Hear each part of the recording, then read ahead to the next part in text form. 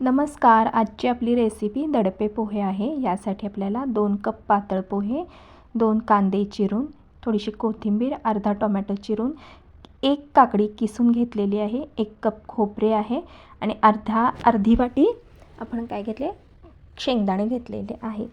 यासाठी आपण पहिल्यांदा दडपे पोह्यांमध्ये थोडीशी आपण कोथिंबीर घालणार आहोत.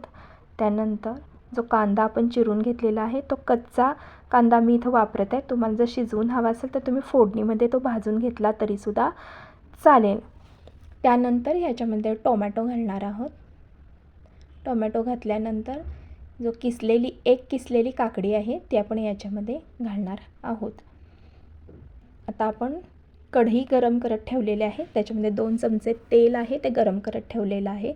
त्यामध्ये आपण थोडीशी मोहरी घालणार आहोत. मोहरी छान तडतडायला लागली की त्याच्यामध्ये आपण अर्धी वाटी जे शेंगदाणे घेतले होते ते आपण छान खरपूस भाजणार आहोत.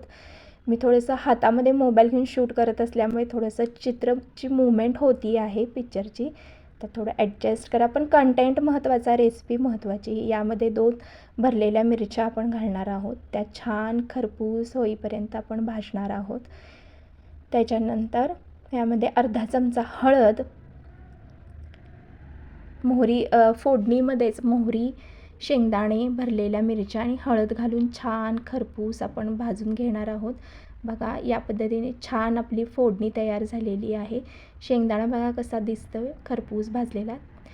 सर्व साहित्य मिश्रण केलेल्या पोह्यामध्ये चवीनुसार मीठ, थोडीशी साखर आपण वापरणार आहोत. थोडंसं खोबरं आहे, खोवलेलं हे. तर हे जे खोबरं आहे हे ऑप्शनल आहे. मी काय करते, साधारण घरी असलेल्या साहित्यापासूनच कोणती पण रेसिपी तयार करत असते. पर्टिक्युलर त्याच्यासाठी कोणतंही साहित्य मी विकत आणत नाही. यामध्ये केलेली फोडणी आपण ट्रान्सफर केलेली आहे आणि आता हे सर्व साहित्य घातल्यानंतर आपण हे काय करणार आहोत, हे सर्व साहित्य आपण झाकून ठेवणार आहोत, म्हणजे दडपून ठेवणार आहोत. म्हणूनच कदाचित ह्या रेसिपीचं नाव दडपे पोहे असं पडलं असेल. बघा, छान दडपून ठेवल्यानंतर मुरलेली आहे ती फोडणी.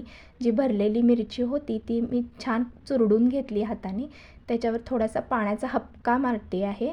यामध्ये नारळाचं पाणी वापरलं तरीसुद्धा चालेल, पण तुम्हाला मी सांगितलं ना, मी घरी उपलब्ध असणाऱ्या साहित्यातूनच रेसिपी तयार करत असते.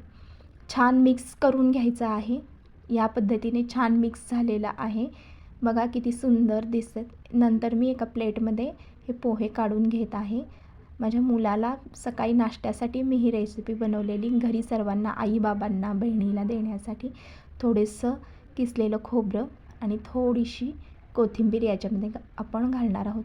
बघा किती सुंदर रेसिपी दिसत आहे. रंग बघा, पांढरा, हिरवा,